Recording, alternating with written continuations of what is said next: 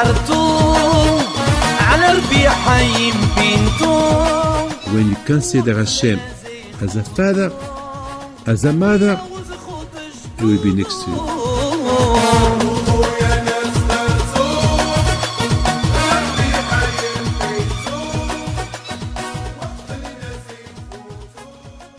With the permission of Hashem, Bereshit Morai v'Rabotai, I would like to wish you a good day. As you know, we just start Bereshit. Bereshit, it's the beginning.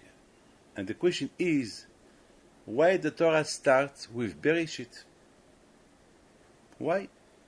Why Hashem give when Moshe Rabbeinu wrote the Torah?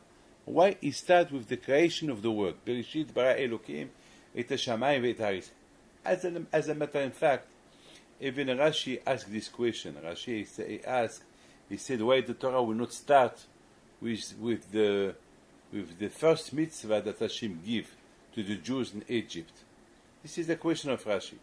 And Rashi gave another answer. He gave a beautiful answer. But we want to understand why we would like to understand why the Torah starts with the beginning of the creation of the world. We know that Hashem is the one who created the world.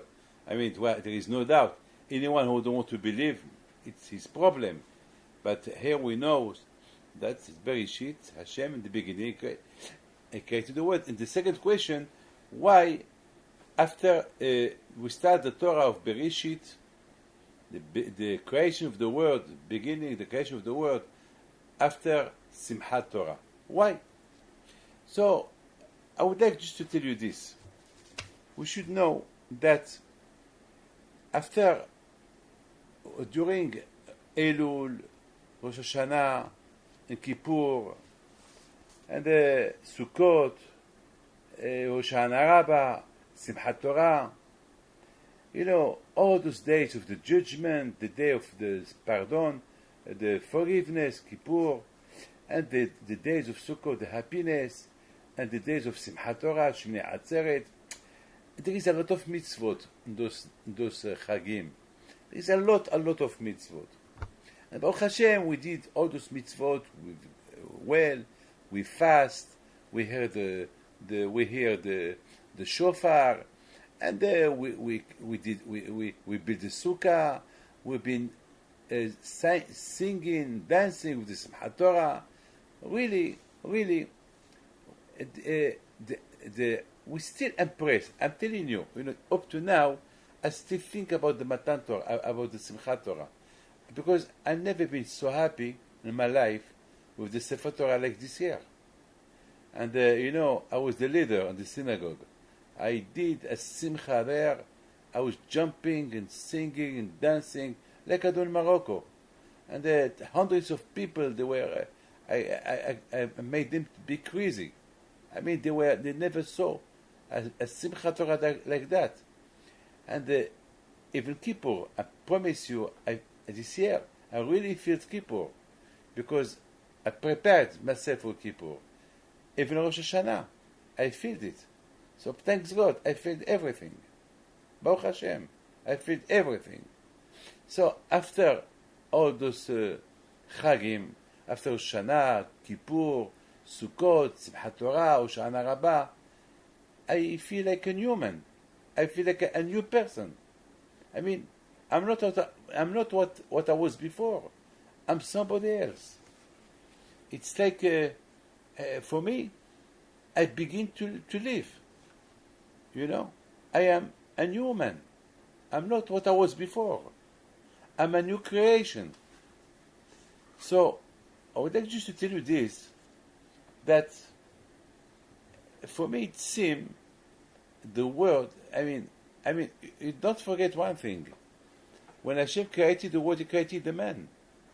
So for me, after Rosh Hashanah, Kippur, Sukkot, Simchat Torah, and this Hoshana Rabbah, for me, I am just a newborn. So that's why after Simchat Torah, right away we start with the beginning, Hashem created the world, and then Hashem created the man. Because it seemed that the Torah is talking to me. I mean, once Hashem, He forgive you for all what you did last year, so Hashem will forgive the whole. I mean, the creation, it's not cursed anymore. When we do averot, through the averot, the earth is cursed. It's like it's cursed. When we do a big teshuvah, like we said in Rosh Hashanah, Techle shana v'kiloteha, tahil shana v'bekoteha. We pray to Hashem, please Hashem, let's start a new year with blessing, and the year that just passed with all her curse, they will be forgotten. Let's start a new year. But Hashem, we say, okay, you wanted to forgive you for the past year. I would like to see you how you start this year. No, I want to see her. And when Hashem is see how I start this year, and I start this year really like a new man, with Rosh Hashanah and Kippur, Sukkot, with all the mitzvot that there is there, and I still feel the impact that the mitzvot did on me, that's going to give me a big strength for the year. So it's like the world is new. It's like a Bereshit. It's like Hashem created a new world with the man, with me. Thus, this is very important to know, and I feel this is the reason why Hachamim, the rabbis, they decided that after Simchat Torah, right away after Simchat Torah, we start to talk about the creation of the world and to talk about the creation of the man. Because it seemed like after the teshuvah that the man does during the Yamim Noraim, during Rosh Hashanah, Kippur, Sukkot, Simchat Torah, Rosh Hashanah Rabbah, the man is the word, it become a new word. It's become a new Bereshit. It's not anymore a Tuhu Vabuhu. It's a new word. It's a new man. So let's begin. It's like a Bereshit all over again. Let's start all over. I would like just to tell you this. There is a pasuk in the Torah who said this. You don't forget, there is an order. Rosh Hashanah, Kippur, Sukkot, Rosh Hashanah Rabbah, and Simchat Torah. Why this order? Why this order? Why? We know that Sukkot, it's not, the miracle of Sukkot, it happened on Pesach, when the Jews left Egypt. So Hashem, He protected the Jews in the desert with the holy cloud, the Anani Kavod. So for me, it's I don't understand why we do Sukkot after Kippur. We're supposed to do Sukkot after Pesach, because on Pesach, when the Jews left Egypt on Pesach and they were in the desert, so Hashem protect them with the Sukkot, with the Anani Kavod, with the holy cloud, and then Hashem give them houses where to live in the desert. So we should the date of Matan Torah, it's on Sivan. The date of Rosh Hashanah, it's on Tishri. The date to do the holiday of Kippur is the 10th of Tishri, and the date that we're supposed to do Sukkot is after Pesach. So why we don't do it after Pesach? Why we have to do it 6 months later? Why? Because we should understand one thing. Hashem is fabulous. Hashem is so fantastic. Hashem is clever. Hashem knows what the kind of Torah He gives us. He knows everything.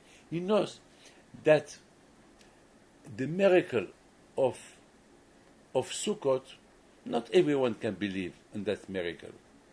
It's a big miracle. For 40 years, Hashem protect the Jews with 7 clouds. Like the Pasuk said, למען ידעו דורותיכם, why you should do the Sukkot? So the generation to come, they should know that I protected you in the desert with the 7 clouds each one. I protected you, and I built you their houses. I mean, if I don't believe in Hashem, I mean, what can prove me that kind of miracle? That Hashem, I mean, okay, the Torah said, but the Torah said, you do the sukkah, so the generation to come, they will know that what I did for you, you Jewish people, during 40 years in the desert. I mean, for those who believe, okay, but for those who don't believe, because the Pasuk said that, so I will believe. I mean, look, if you tell me, Rabbi David, don't forget, I give to your father $10 billion. I give to your father. What prove me? What prove that you give that to my grandfather? What prove? If I trust you, just imagine, you come to tell me, Rabbi David, my father or my grandfather, he gave to your father 40 years ago $100 million. I mean, I will tell you, Akiva, are you sure? Yes, Rabbi David, yes. I promise you. Well, I can tell you, but we don't know your father. I mean, I was in Morocco 40 years ago. I don't know. I don't remember. How can I believe you? But if you are an honest man, I will believe you. But what guarantee I have to believe what the Torah said? To build the sukkah, because to remember the miracle that Hashem did to your grandfather and the desert during 40 years. I mean, it's very hard to believe that kind of miracle.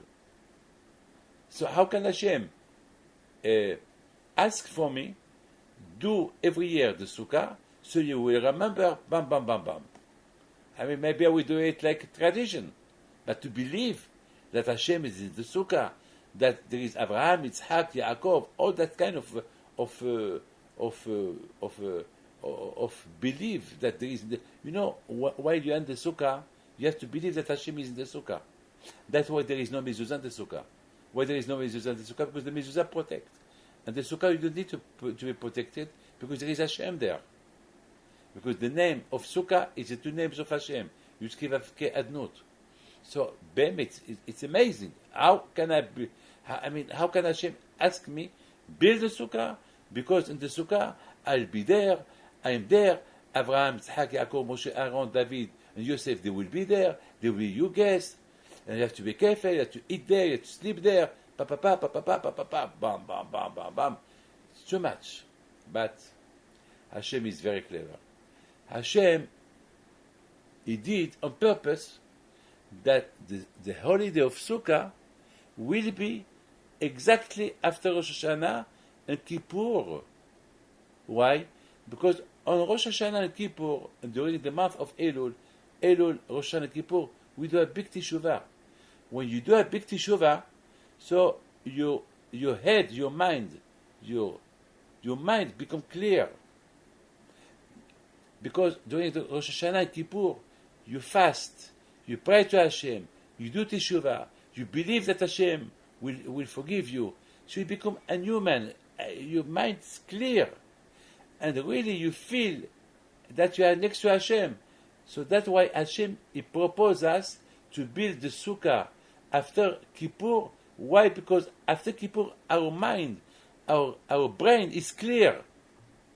Just imagine a man who is tired, he cannot count money. Even if you give him a lot of money, if he didn't sleep a lot of nights, you give him a lot of money, tell him count whatever you can to eat, you take, he can't because he's tired. I mean, he's not. Just imagine somebody who is busy to bury his father. Just imagine somebody who is taking his child to the hospital in urgent. I mean, his mind is on the child. His mind is to bury his father. I mean, he don't have a mind. Just imagine on Rosh Hashanah and Kippur, our mind is with Hashem. We ask Hashem, forgive me what I did last year.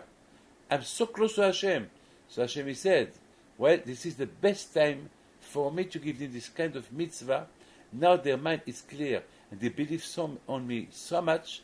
So when I ask them to build the sukkah, and as a as a sample to remember what I did for them during 40 years, they will believe. Whatever will ask them to do, to believe about the sukkah, they will believe because the mind is clear. My friend, our mind is clear only when we do teshuvah, when we are close to Hashem. There was a man, listen to this, there was a man that his father came to see me 3 months ago. He asked me, Rabbi David, I want to send my child, my son to the yeshiva in Israel. I said, it's very good. I'm happy. So he said, well, we start the month of Elul. I said, fabulous. Which yeshiva? He told me the name of the yeshiva. I said, fantastic. You can do it. Very good. I'm happy. But I told him, be careful. You should not take there with him the iPhone, telephone or this, because the yeshiva, you're not allowed. They don't allow you to have, some computers, iPhone, all this, iPad, you're not allowed. The yeshiva, you have to focus on the Torah and not. He said, yeah, of course, don't worry. Okay. Yesterday, this man came, shocked, was crying. He was crying. He said, Rabbi David, I'm shocked. I prayed. He told me, please pray for me to die. I said, God forbid. Why you want me to pray for you to die? He said, because my son, when he came back for the holidays, I saw in his pocket a iPhone, and I told him, what, you took with you the iPhone to the yeshiva during the month of Elul and during the Rosh Hashanah and Kippur? He said, no, Papa, no. It was here. No, Papa, no. It just, before I went, I left it here in the house. So he told me in the night he took the telephone, 2 nights ago. And he opened the telephone and he find there terrible things in the iPhone. He find there a lot of bad things. I cannot tell you. I was shocked. So how can you believe this? How can you? I mean, on one hand, he go to the yeshiva, and he go to study Torah for 2 years, and how can he do this in the yeshiva, the month of Elul? How it's possible? How it's possible? You know why? To go to the yeshiva, you have to go with good equipment, with a good mind, with a perfect mind, a clear mind. I go to study Torah. You cannot say, I go to study Torah and I do what I want. It doesn't work. Or you study Torah with nothing that is forbidden that you should have with you there, and don't go. Now you understand, a lot of people after Rosh Hashanah and Kippur, you see them, they are new people. They study Torah, they do mitzvot, they are fabulous. You see a big change on them since last year. Why? Because they are like a Bereshit. They talk resolutions. Really, they talk good resolutions. And because they talk good resolutions, that's it. They are now new men, Bereshit. They are new people. They are not what they were last year. They are other people. That's it. They were next to Hashem on Rosh Hashanah. They were next to Hashem on Kippur. They were next to Hashem on Sukkot. On Simchat Torah, they were dancing next to Hashem. After Simchat Torah, they still next to Hashem. But if you want to be next to Hashem on Rosh Hashanah, Kippur, Sukkot, Simchat Torah, still in one hand next to Hashem, and the other hand next to this world, material world. So after Kippur, after Rosh Hashanah, after Sukkot, Simchat Torah, you will remain the same, not Bereshit. You will remain just the end, the one that were last year, not a new person, not a new one, the same. Now you understand, it's up to us. if we have a clear mind, I mean, if we really do a good teshuvah Rosh Hashanah and Kippur, so really, and really on Sukkot, we will feel Hashem. And that's why Hashem, he said that Sukkot, the best time for Sukkot, it's after Rosh Hashanah and Kippur. Because after Rosh Hashanah and Kippur, they tell you, you are next to in Sukkot, Hashem is there. I mean, who can believe you that Hashem is in Sukkah? Who can believe you? A few years ago, a non-Jew asked me, why you do the Sukkah? I did not know what to answer him. I was looking at him and said, well, it's a custom. He said, but no, what kind of custom this? Do you think I will tell him, we invite Hashem to the Sukkah, and Hashem is in the Sukkah, and we dance with him, we're eating, he's watching us. Would he believe me? Would he believe me if I tell him, Avraham Avinu is our guest, Yitzhak Avinu is our second guest? I mean, it's crazy. He will not believe me. But do I believe? Of course I believe. Because after Rosh Hashanah and Kippur, my mind is clear. My mind is clear. After Rosh Hashanah and Kippur, Elul, a man feel that really this word is not, is a provisoire. Provisoire, that means, is a word that is not a word, I mean, a man will not live all time. The Chafetz Chaim, he had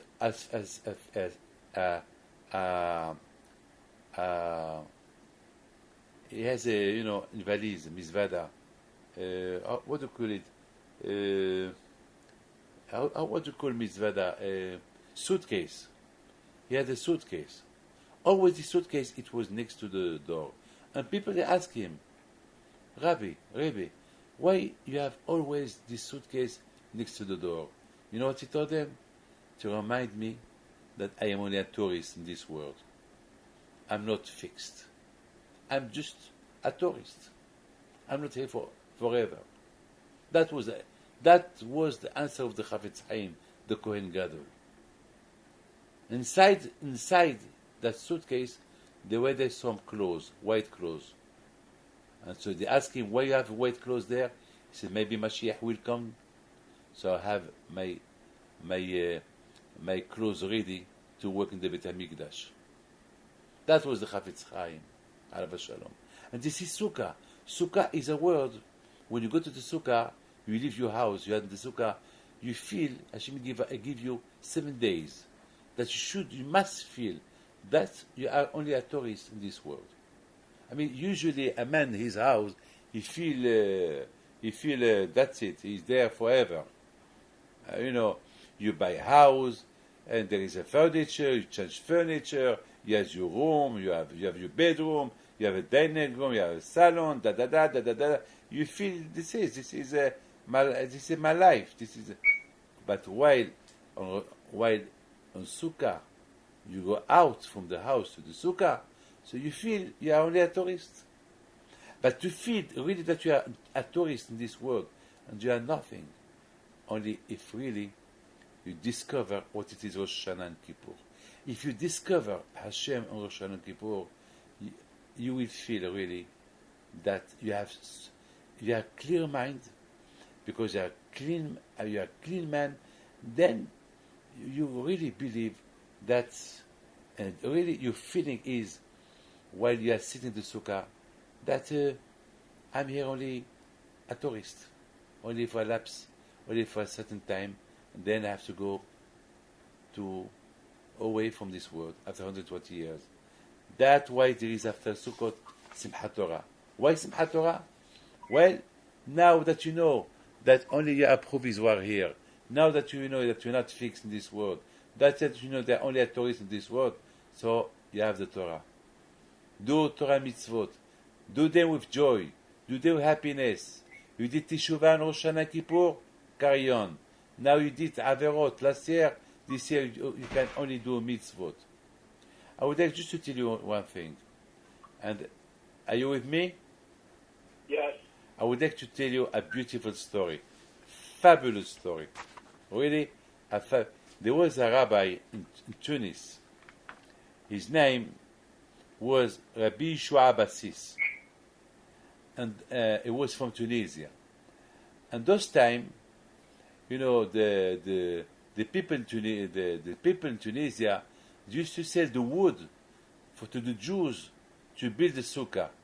And one year they decided to sell the wood to build the sukkah very, very expensive. Very expensive. So really, the Jews couldn't afford to build the sukkah. It was so expensive. It was not possible to build a sukkah. So they went to Rabbi Yeshua Abbasis, and they told him, Rabbi, we have a problem. This year we cannot build a sukkah. Why? He said, why? Because the people, the business, the people that they sell the wood to build the sukkah, that means each sukkah will cost us the same price as if we build a house. It's impossible. And we don't know what to do. So Rabbi Yeshua Abbasis said, well, no one should buy. Even the rich people tell them, from me, no one should buy the wood to build the sukkah. No one. So they asked him, so there is no sukkah this year?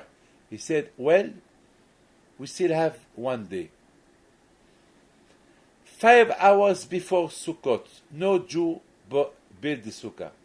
And all the people, the business people that they sell the sukkah, they knew that at the end the Jews, they will not have the chance, no choice, and they have to come to buy at their price. But they came again to the rabbi. Rabbi, we still have 5 hours left before the holiday of Sukkah. We did not build the Sukkah yet. What can we do? We will not build the Sukkah. So the rabbi said, you know what? I'm going to go with you. He went with them to the market. Hundreds of people are waiting for the Jews to come to them to buy the wood to build the sukkah. Well, so when they saw the Jews coming, they started laughing. Said, well, they came to buy the wood. So the rabbi came. Yes, sir. How much is the price of the wood? So they told him the price is this. Aha. So that means the price to buy a house. Well, this is business. You want, take. You don't want, don't take. So the rabbi said, okay. I want to take this piece of wood. So the businessman said, but you cannot build a sukkah only with one piece. You need at least 20 pieces. He said, that's not a business. I want to buy this piece of wood, but I want you to take it to my house. So the businessman said, okay, for that price, I'll take it to your house. When he took the wood in his hand, the wood started flying. Yes, the wood started flying. I'm not joking.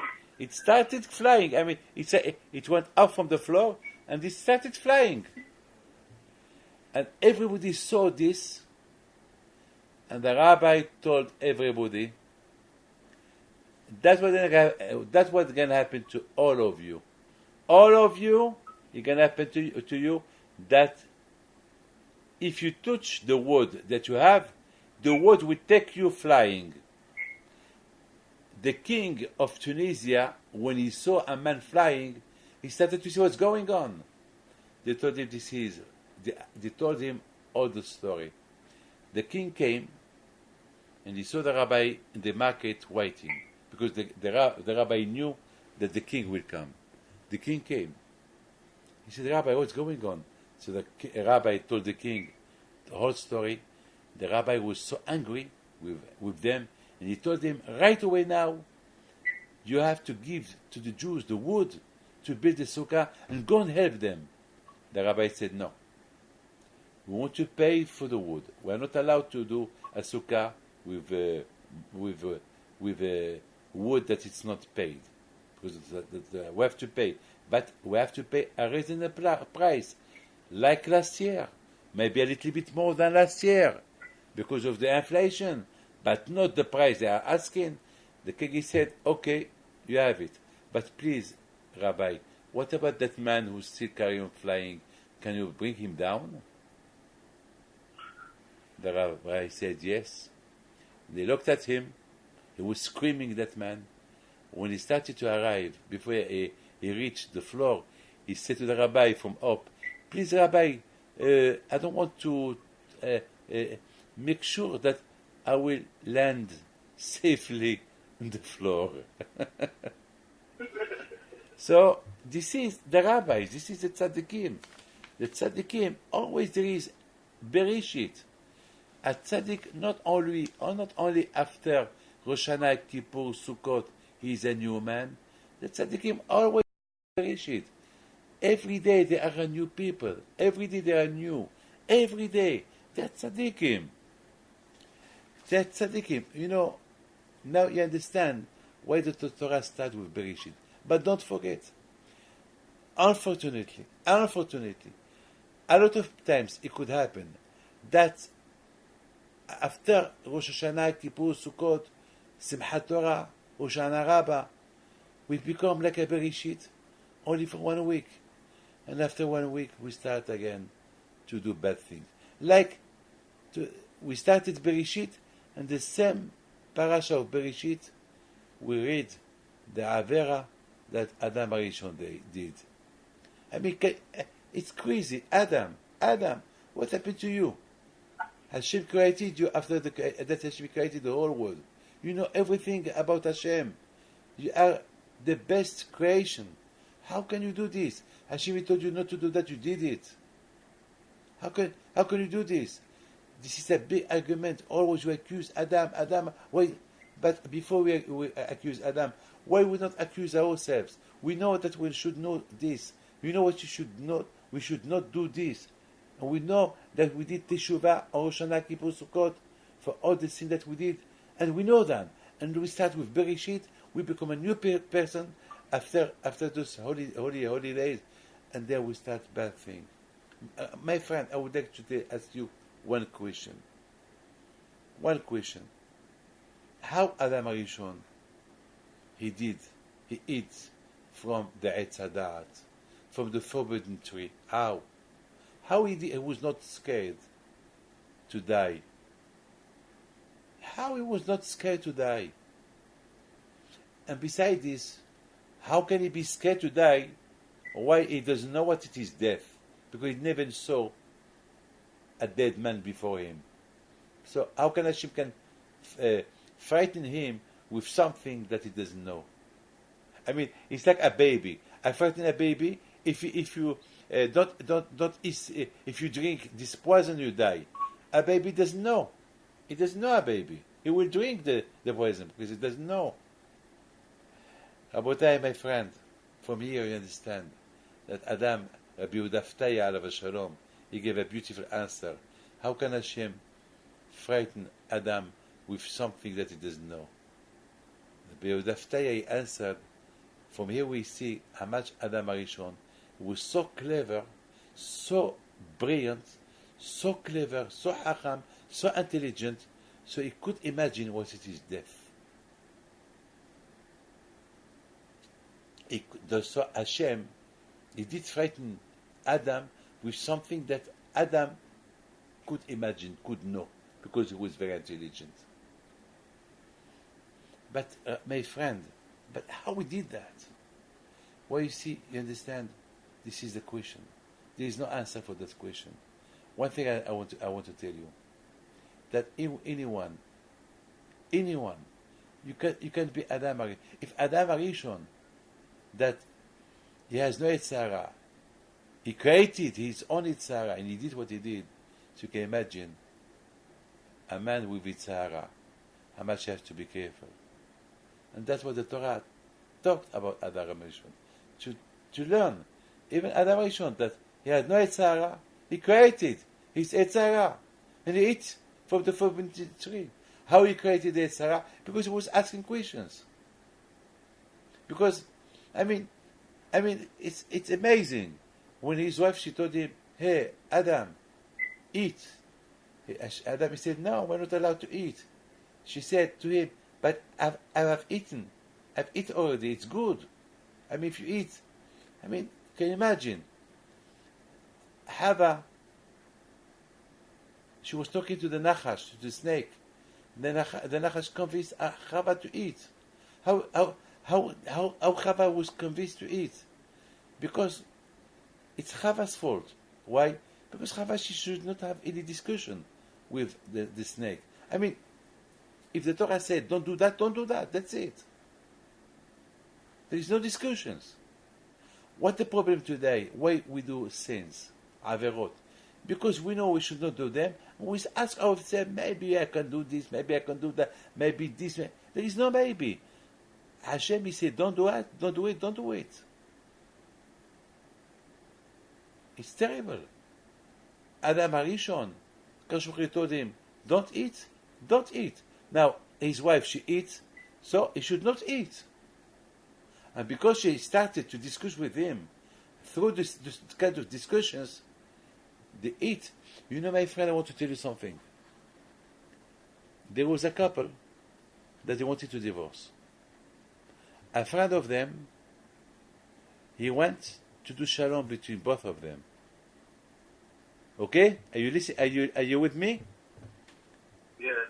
He went to their house to do shalom, to talk to the couple, to do shalom, not to divorce. And you know what happened? It happened that the next day, the man, he went to the house while the husband was not there, and she told him, why you came? So he said, I came to talk to you again, that you should do shalom with your husband. So she started to cry. So he took her in his hand and left her, unfortunately. Instead of doing shalom, he did the avera with her. Terrible, huh? Terrible. He went to do shalom to a couple, and he did the worst. He went with a Eshit Ish. He went with a married woman. I mean, it's good to do shalom, but if you are weak, don't do it. Let the rabbi to do the shalom between a couple, or let some people that they are strong. Not you, if you are a weak man, you're not a rabbi. I mean, can you imagine? Chava, she's talking to the snake. I mean, Chava, she's not a strong woman, and the snake, it was very clever. It was very ramai, arum. I mean, why discuss with him? Don't discuss with him. And because she discussed with him, look what happened. Look what happened. She ate from the forbidden tree, and then she forced her husband. Her husband could say no, but she started to discuss with him, and then she seduced. How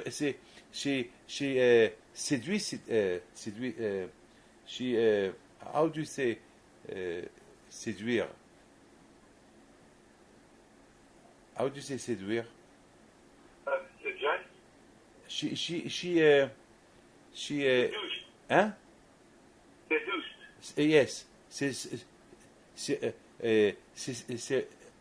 Seduced him. Seduced. And then he ate it. My friend, you have to be very careful. This is a Bereshit.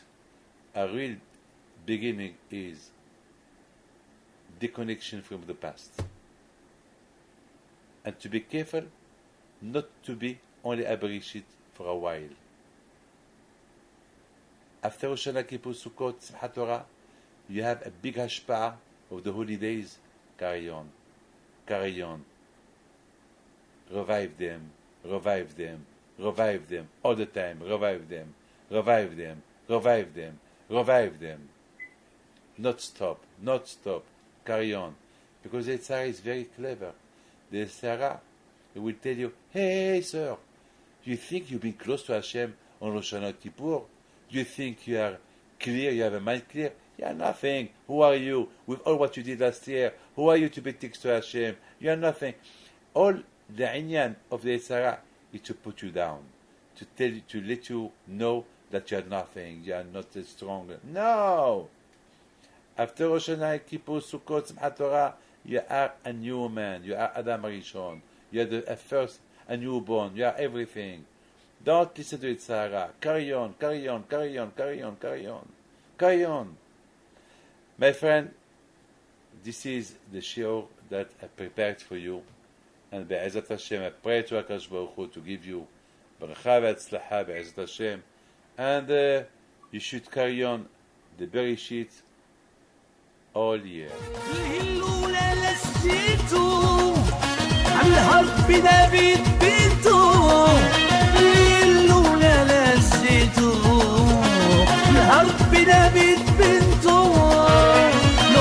العيالات صغارتو